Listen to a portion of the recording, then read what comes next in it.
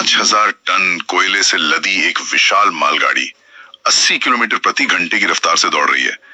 अब अगर अचानक ट्रैक पर कोई इमरजेंसी आ जाए तो उस लोहे के चलते फिरते पहाड़ को रोकने के लिए ब्रेक कौन लगाता है? कोई बहुत बड़ा स्टील का लीवर या कोई भारी भरकम जंजीर?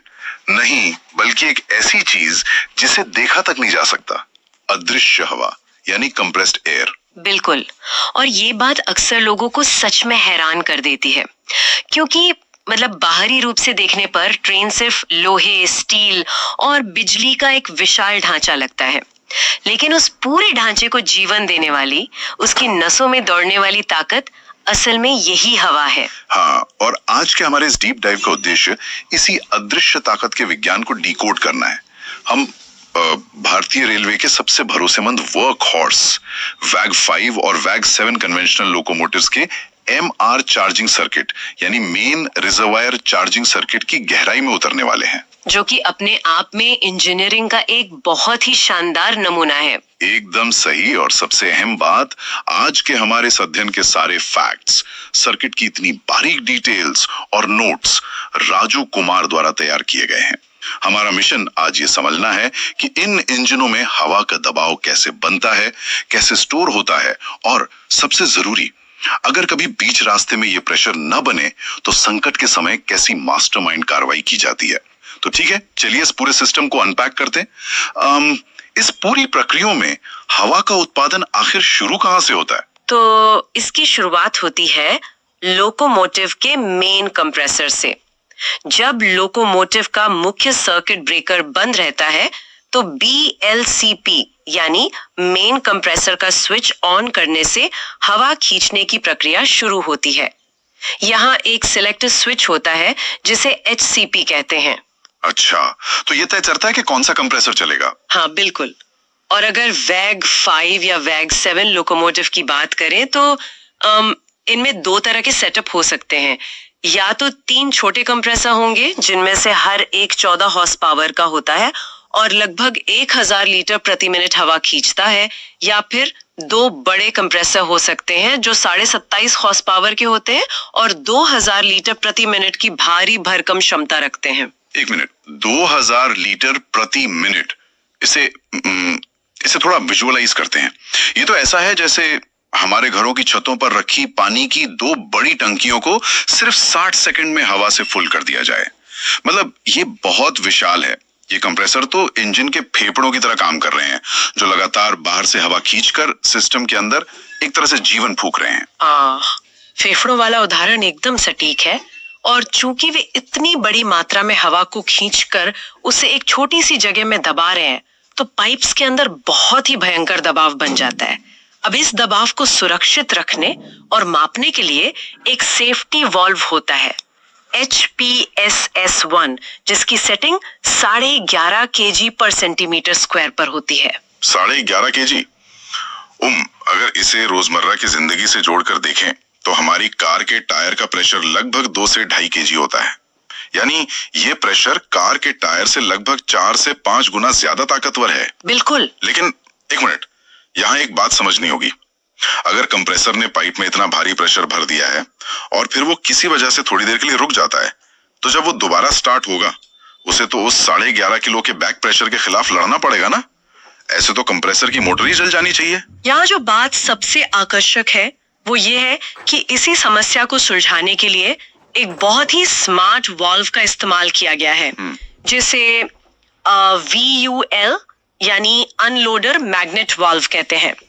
जब कंप्रेसर हवा भर रहा होता है और फिर कट आउट होता है यानी रुकता है, तो सिस्टम की एक रिले Q119 एनर्जाइज हो जाती है। यह रिले सीधे VUL को एक सिग्नल भेजती है जिससे उस वाल्व का एग्जॉस्ट पोर्ट खुल जाता है। अच्छा। तो वो फंसी हुई हवा को एक तरह से बाहर निकाल देता है। सटीक रूप से। कंप्रेसर के हेड और आगे लगे नॉन रिटर्न वाल्व के बीच जो थोड़ी सी हवा बहुत ही भारी दबाव के साथ फंसी होती है, वो छक से बाहर निकल जाती है। इस पूरी प्रक्रिया को ऑफलोड स्टार्टिंग कहते हैं। ताकि अगली बार जब वो स्टार्ट हो तो एकदम फ्री हो। हाँ, इसका फायदा यही है कि जब कंप्रेसर अगली बार स्टार्ट होता है तो पाइप के अंदर कोई रुकावट या दबाव नहीं होता, वो एकदम आसानी से स्टार्ट हो पाता है।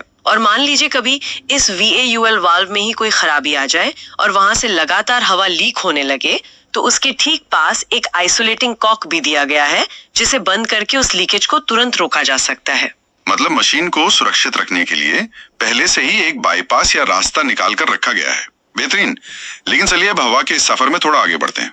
अब कंप्रेसर ने 2000 लीटर हवा खींच ली, उसे दबा भी दिया, लेकिन जब आप हवा को इतनी तेजी से दबाते हैं तो एक बाई प्रोडक्ट भी पैदा होता है, भयंकर गर्मी और हवा में मौजूद पानी यानी नमी।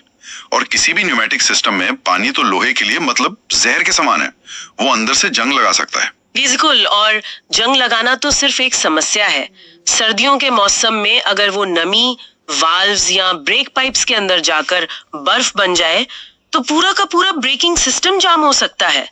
ये सच में एक बहुत बड़ा खतरा है। इसलिए हवा को ठंडा और साफ करना सबसे पहली प्राथमिकता बन जाती है। तो ये सफाई होती कैसे है? कंप्रेसर से निकलने के बाद ये बेहद गर्म हवा सबसे पहले एक आफ्टर कूलर में जाती है, जहां इसे ठंडा किया जाता है। फिर ये CDC1 यानी सेंट्रीफ्यूगल डर्ट कलेक्टर में जाती है। ये हवा में मौजूद धूल और मिट्टी को मतलब गोल घुमाकर अलग कर देता है। इसके बाद ये साफ हवा शुरुआती 2 टैंक्स MR1 और MR2 में जाकर स्टोर होती है। WAG-7 लोकोमोटिव में ऐसे कुल 4 MR यानी मेन रेजर्वॉयर टैंक होते हैं और इनमें से हर एक की क्षमता 203 लीटर होती है। लेकिन वो पानी और नमी का क्या? हवा तो साफ हो गई, पर टैंक के अंदर जो पानी जमा हो रहा है उसे बाहर कैसे निकाला जाता है? इसके लिए MR1 और MR2 में एक ऑटो ड्रेन वाल्व, जिसे ADV कहते हैं, वो लगा होता है। ये एक पूरा ऑटोमेटिक सिस्टम है। जैसे ही हवा का प्रेशर पूरा होता है और RGCP जो कि एक प्रेशर स्विच है, वो कंप्रेसर को रुकने का कमांड देता है, उसी वक्त एक इलेक्ट्रोन्यूमेटिक वाल्व, जिसे VEAD कहते हैं, वो एनर्जाइज हो जाता है और वो उस ड्रेन वाल्व को खोल देता है। एकदम सही। इसके एक्टिवेट होते ही टैंक के नीचे लगा ऑटो ड्रेन वाल्व खुलता है और अंदर जमा सारी नमी को एक जोरदार झटके के साथ बाहर फेंक देता है। अरे वाह! और मान लीजिए अगर ये ऑटोमेटिक सिस्टम किसी वजह से काम ना करे तो एक मैनुअल बैकअप भी मौजूद है। आफ्टर कूलर, CDC और सभी MR टैंक्स के नीचे मैनुअल ड्रेन कॉक लगे होते हैं। जब भी ट्रेन किसी स्टेशन पर या लूप लाइन में खड़ी होती है तो ये असिस्टेंट लोको पायलट यानी ALP की ड्यूटी का एक बहुत अहम हिस्सा होता है कि वो नीचे जाकर मैनुअल तरीके से कॉक खोलकर बची खुची नमी को ड्रेन करे। यानी ऑटोमेटिक सिस्टम के साथ साथ एक इंसानी बैकअप भी रखा गया है। ये बहुत ही फूल प्रूफ तरीका लगता है। लेकिन राजू कुमार के नोट्स में MR2 टैंक के ठीक बाद एक और बहुत ही दिलचस्प यूनिट का जिक्र है, एयर ड्रायर यूनिट या ADU। और इस यूनिट से पहले भी एक सेफ्टी वॉल्व SS1 लगा है जो 10.5 kg पर सेट है। अब ये ADU तो मुझे किसी केमिकल फैक्ट्री के प्लांट जैसा लग रहा है। नोट्स के मुताबिक इसमें एल्यूमिना का इस्तेमाल होता है नमी को सोखने के लिए। हाँ, ये तो बिल्कुल उन सिलिका जेल पैकेट्स की तरह लग रहा है जो नए जूतों के डिब्बे या पानी की बोतलों में आते हैं। एग्जैक्टली। बस फर्क ये है कि यहाँ हम इसे एक विशाल इंडस्ट्रियल स्केल पर कर रहे हैं। इस एयर ड्रायर यूनिट में ट्विन टावर यानी 2 बड़े चेंबर होते हैं, जिनमें 110 वोल्ट की DC सप्लाई से चलने वाले इलेक्ट्रोमैग्नेटिक वाल्व लगे होते हैं। अब चूंकि एल्यूमिना लगातार हवा से नमी सोखता है, तो एक पॉइंट पर आकर उसे भी खुद को सुखाने और रिफ्रेश करने की जरूरत होती है। अच्छा, तो इसीलिए 2 टावर दिए गए हैं। बिल्कुल, इसलिए ये दोनों टावर 1-1 मिनट के अंतराल पर काम करते हैं। जब एक टावर हवा को सुखा रहा होता है, तब दूसरा टावर अपनी सोखी हुई नमी को बाहर निकालकर खुद को तैयार कर रहा होता है। ये एक कभी न रुकने वाली साइकिल है। और जब ये यूनिट काम कर रही होती है तो इसके D in और D out कॉक खुले रहते हैं, जबकि D off कॉक बंद रहता है। पर एक चीज है, सिलिका जेल के पैकेट को तो हम देखकर नहीं बता सकते कि वो खराब हुआ है या नहीं। इतने बड़े लोकोमोटिव में क्या बिना पूरी मशीन को खोले ये पता चल सकता है कि अंदर का एल्यूमिना खराब हो गया और उसे बदलने का वक्त आ गया है? हाँ, इसके लिए इंजीनियरों ने एक बहुत ही विजुअल और आसान तरीका निकाला है। इस यूनिट पर एक कलर इंडिकेटर लगा होता है। जब एल्यूमिना पूरी तरह से सही होता है और अच्छी तरह काम कर रहा होता है, तो इस इंडिकेटर का रंग गहरा नीला होता है। ओके। लेकिन जैसे जैसे इसकी नमी सोखने की क्षमता खत्म होने लगती है, ये इंडिकेटर अपना रंग बदलकर सफेद पड़ने लगता है। ये सफेद रंग मेंटेनेंस स्टाफ के लिए एक सीधा विजुअल अलार्म है। इसके अलावा एड्यू पर 2 एलईडी लाइट्स भी होती हैं जो बाहर से ही बता देती हैं कि उस वक्त कौन सा टावर काम कर रहा है। तो इस सब का आखिर मतलब क्या है? मेरा मतलब है, हमने इतनी सफाई कर ली, नमी हटा ली, हवा को सुखा लिया, अब इस शुद्ध हवा को इंजन के अलग अलग हिस्सों में बांटा कैसे जाता है? क्योंकि अगर एक पकड़ा आपने।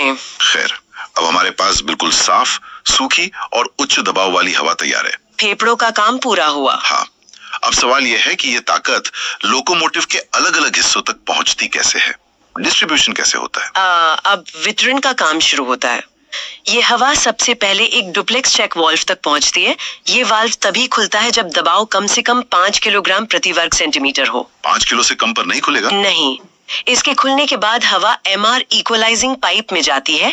यहाँ से ये फीड वाल्व में प्रवेश करती है, जिसे 6 किलो पर सेट किया गया है। और ये हवा कहाँ इस्तेमाल होती है? ये 6 जैसे उपकरणों को काम करने की शक्ति देती है। सेंडर वो उपकरण है जो पटरियों को फिसलने से बचाने के लिए पटरियों पर रेत डालता है ना? बिल्कुल वही। और जो हमारा वीआईपी टैंक था, MR3 की हवा सीधे तौर पर ट्रेन के दिल यानी ब्रेकिंग सिस्टम में जाती है। अच्छा। ये air flow valve, R6, control reservoir और एड टू रिले वाल्व तक पहुंचती है। ये सब ब्रेकिंग के हिस्से हैं? हाँ, ये वो MR3 टैंक से हवा एक 53 लीटर के कंट्रोल रिजर्वॉयर में जाती है। यहाँ से ये हवा इलेक्ट्रो न्यूमेटिक कॉन्टैक्टर्स EP1, 2, 3 और SMGR को कंट्रोल करती है। यही वो हिस्से हैं जो इंजन की स्पीड बढ़ाते या घटाते हैं। के सर्किट डायग्राम्स को देखते हुए मेरे मन में एक सवाल आ रहा है। पूछिए। ये पूरा न्यूमेटिक सिस्टम एक ही है, हवा एक ही जगह से आ रही है, फिर इन MR टैंकों के बीच में बार बार NRV यानी नॉन रिटर्न वाल्व क्यों लगाए गए हैं? बहुत ही लाजवाब सवाल है ये। मतलब MR2 और MR3 के बीच एक NRV है, फिर MR3 और MR4 के बीच एक और NRV है।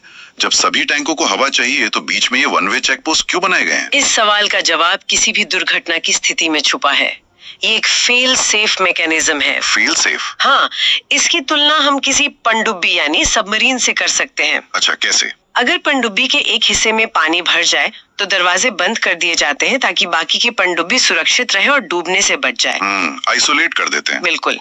मान लीजिए लोकोमोटिव का अगला हिस्सा किसी चीज से टकरा जाता है और MR1 या MR2 टैंक फट जाता है। अगर बीच में NRV नहीं होंगे तो उन पीछे वाले टैंकों की हवा भी उसी फटे हुए टैंक के रास्ते बाहर निकल जाएगी। मतलब सारी हवा खत्म? हाँ, कुछ ही सेकंड्स में पूरा लोकोमोटिव बिना हवा के हो जाएगा और ब्रेक काम करना बंद कर देंगे। ये तो बहुत भयानक स्थिति होगी। इसलिए NRV सिर्फ एक ही दिशा में हवा को जाने देता है। अगर MR2 फट भी जाए तो NRV ये सुनिश्चित करेगा कि MR3 और MR4 के अंदर जमा हवा वापस पीछे ना आए। अरे वाह, मतलब इमरजेंसी के लिए हवा बची रहेगी। बिल्कुल। इस सुरक्षित बची हुई हवा का इस्तेमाल करके लोको पायलट आपातकालीन ब्रेक लगा सकता है और एक बहुत बड़े हादसे को टाल सकता है। ये सिर्फ एक पाइपलाइन नहीं है, मतलब ये लाइफ सेविंग डिजाइन है। एकदम। हवा MR3 से इसी NRV से होते हुए MR4 में आती है, फिर CDC2 से गुजरने के बाद MR4 और MR4 में MR4 का कॉक पहिया नंबर 6 के पास। हाँ, और जब ये कॉक खुले होते हैं तभी ये हवा लोकोमोटिव के सबसे महत्वपूर्ण नियंत्रण वाल्व्स तक पहुंचती है। जैसे कि SA9। बिल्कुल। SA9 जो लोकोमोटिव का अपना स्वतंत्र ब्रेक है। इसके अलावा A9 जो पूरी ट्रेन का ब्रेक है, और DV, VEF भारी आवाज करने वाला हॉर्न भी यहीं से बजता है। हाँ, हॉर्न बजाना भी सीधा सीधा हवा का ही खेल है। और MR गेज जहां पायलट दबाव देखता है, MU2B और C2 रिले वाल्व। मतलब ये सारे जटिल वाल्व ही हैं जो असल में लोको पायलट के इशारों को मानते हैं और ट्रेन को रोकते हैं। कुल मिलाके ऐसा कोई पुर्जा नहीं है जो इस हवा के बिना काम कर सके। एक छोटे से शीशा साफ करने वाले वाइपर से लेके भारी भरकम ब्रेक तक सब कुछ इसी हवा पे निर्भर है। लेकिन यहाँ बात सच में बहुत दिलचस्प हो जाती है। ये तो हो गई थ्योरी की बात, सब कुछ एकदम परफेक्ट चल रहा है, हवा बन रही है, बट रही है, लेकिन असल जिंदगी में मशीनें फेल होती हैं। मान लीजिए एक लोको पायलट रात के 2 बजे किसी ढलान पर है, उसके पीछे 5000 टन का भार है और अचानक उसे पता चले कि MR प्रेशर ड्रॉप हो रहा है, प्रेशर बन ही नहीं रहा, तो वो क्या करता? जब ऐसी स्थिति आती है तो लोको पायलट घबराने के बजाय एक बहुत ही logical troubleshooting checklist follow करता है। सबसे पहले ये सुनिश्चित करना होता है कि कंप्रेसर सही दिशा में यानी क्लॉकवाइज घूम रहा है या नहीं। अगर तीन में से कोई एक कंप्रेसर काम नहीं कर रहा है तो पायलट HCP स्विच की पोजीशन चेक करता है। जरूरत पड़ने पर इसी सिलेक्टर स्विच की मदद से उस खराब कंप्रेसर को आइसोलेट कर दिया जाता है, मतलब उसे सिस्टम से ही अलग कर दिया जाता है और बाकी के कंप्रेसर चलाए जाते हैं। और अगर ये काम ना करे तो मतलब अगर कोई इलेक्ट्रॉनिक दिक्कत हो जिसकी वजह से कोई भी कंप्रेसर स्टार्ट ही ना हो रहा हो, तब पायलट एक डायरेक्ट स्विच का इस्तेमाल करता है, BLCPT। इसे ऑन करने से सिस्टम सारे कमांड्स को बाईपास करके सीधे कंप्रेसर को स्टार्ट करने का आदेश देता है। लेकिन राजू कुमार के नोट्स में ट्रबल शूटिंग का एक सेक्शन है जो सच में दिमाग हिला देने वाला है। एक ऐसी स्थिति की कल्पना कीजिए जहां रात का समय है, प्रेशर गिर रहा है और BLCPT चालू करने पर भी कंप्रेसर एकदम शांत है, वो चालू ही नहीं हो रहा। नोट्स कहते हैं कि ऐसी स्थिति में पायलट को एक बेहद अजीब काम करना होता है। उसे कंप्रेसर के कॉन्टैक्टर को वेज करना होता है और जानबूझकर MR ड्रेन कॉक को हल्का सा खोलकर एक लीकेज बनाना होता है। मैं ये पढ़कर एकदम चौंक गया। मतलब एक तरफ तो प्रेशर वैसे नहीं बन रहा है, हमें हवा की सख्त जरूरत है, और दूसरी तरफ हम खुद जानबूझकर सिस्टम में एक ड्रेन कॉक खोलकर छोटा सा लीक बना रहे हैं। ये तो एकदम उल्टा लॉजिक लगता है। इससे एक बहुत अहम सवाल खड़ा होता है कि हम ऐसा क्यों कर रहे हैं। इसे थोड़ा ध्यान से समझते हैं। जब इलेक्ट्रॉनिक कमांड काम नहीं कर रही तो लोको पायलट कॉन्टैक्टर को वेज करता है। इसका मतलब है कि वो मैन्युअल तरीके से एक लकड़ी के टुकड़े या किसी चीज से उस स्विच को दबाकर फिक्स कर देता है। अच्छा। अब कंप्रेसर चालू हो गया, लेकिन चूंकि वो मैन्युअली फिक्स कर दिया गया है तो उसे रुकने या कट आउट होने का कोई सिग्नल मिलेगा ही नहीं। वो लगातार चलता रहेगा बिना रुके। मतलब अब वो अपने आप बंद नहीं होगा? बिल्कुल नहीं। अब क्योंकि वो लगातार चल रहा है तो पाइप्स में दबाव बढ़ता ही जाएगा, बढ़ता ही जाएगा। अगर हमने जानबूझकर एक छोटा सा लीक नहीं बनाया तो कुछ ही मिनटों में प्रेशर इतना ज्यादा हो जाएगा कि सिस्टम के जो सेफ्टी वाल्व है जैसे SS1 या HPSS वो भारी धमाके के साथ फट सकते हैं या ब्लो कर सकते हैं। इसलिए पायलट ड्रेन कॉक को थोड़ा सा खोलकर एक कंट्रोल्ड लीकेज बनाता है। ओहो, ये तो ऐसा है जैसे किसी उबलते हुए प्रेशर कुकर की सीटी को जानबूझकर थोड़ा सा उठाकर रखना ताकि भाप निकलती रहे और कुकर फटे नहीं। कि लगातार बनने वाली अतिरिक्त हवा को बाहर निकालता रहता है, जिससे सिस्टम का जो प्रेशर है वो सुरक्षित स्तर पर मेंटेन रहता है। ये कोई खराबी नहीं है, ये असल में प्रेशर को बैलेंस रखने की एक जीनियस जुगाड़ कम इंजीनियरिंग ट्रिक है जो संकट के समय ट्रेन को सुरक्षित मंजिल तक पहुंचाती है। ये वाकई मतलब प्रेजेंस ऑफ माइंड की मिसाल है। और अगर कंप्रेसर ठीक चल रहे हो, हवा भी बन रही हो, फिर भी प्रेशर ना बने, तब क्या होता है? तब ये साफ हो जाता है कि सिस्टम में कहीं भारी लीकेज है। ऐसे में लोको पायलट को टॉर्च लेकर पूरे न्यूमेटिक सर्किट की चेकिंग करनी पड़ती है। वो after cooler, CDC, ADV, air dryer unit और सभी सेफ्टी वाल्व्स की जांच करता है। कई बार SS1 सेफ्टी वाल्व से लीकेज हो रहा होता है तो उसे सिर्फ हल्के हाथ से थपथपाने से वो अपनी जगह पर बैठ जाता है और लीकेज बंद हो जाता है। जैसे हम पुराने जमाने की टीवी को थपथपा के ठीक करते थे। हाँ बिल्कुल, विज्ञान में कभी कभी सबसे आसान तरीके काम कर जाते हैं। और अगर एयर ड्रायर यूनिट यानी ADU खराब हो गई हो या वहां से भारी लीकेज हो रहा हो तो उसे पूरे सिस्टम से बाईपास कर दिया जाता है। बाईपास कैसे करते हैं? इसके लिए बस D-in और D-out कॉक को बंद कर देते हैं और D-off कॉक को खोल देते हैं। इसे हवा ADU में जाने के बजाय मतलब सीधे आगे निकल जाती है और ट्रेन का सफर बिना किसी रुकावट के जारी रहता है। ये इस पूरे सिस्टम की खूबसूरती है। हर एक पुर्जे का, हर एक समस्या का कोई ना कोई बैकअप मौजूद है। कंप्रेसर के लिए HCP और डायरेक्ट स्विच हैं। नमी सोखने के लिए ऑटोमेटिक ADU के साथ साथ मैनुअल कॉक दिए गए हैं और अचानक होने वाले लीकेज से ब्रेक को बचाने के लिए NRV का पूरा जाल बिछाया गया है। वैक 5 और वैक 7 लोकोमोटिव्स की जो रिलायबिलिटी है और उनके भारतीय रेलवे का वर्क हॉर्स कहलाने का यही सबसे बड़ा राज है। ये कोई साधारण मशीन नहीं है, ये अपने आप में एक पूरा का पूरा इकोसिस्टम है। और ये समझना भी बहुत जरूरी है कि कागज पर बने इन सर्किट डायग्राम्स को असल धातु, हवा और भारी दबाव की दुनिया में लागू करना कितनी बड़ी बात है। जो तकनीकी बारीकियां आज हमने डिकोड की हैं, वे सालों के अनुभव और इंजीनियरिंग का नतीजा हैं। बिल्कुल, और इसीलिए मैं हमारे सभी सुनने वालों से बड़े ही उत्साह के साथ कहना चाहूंगा कि अगर आप रेलवे की इस वर्किंग को, ऐसे ही डिटेल वाले सर्किट डायग्राम्स को और गहराई से विजुलाइज करना चाहते हैं, तो आपको YouTube पर loco study by Raju Kumar channel को जरूर सब्सक्राइब करना चाहिए। आज के इस बेहतरीन अध्ययन और इन शानदार इंसाइट्स का पूरा क्रेडिट उन्हीं की मेहनत और उनके तैयार किए गए नोट्स को जाता है।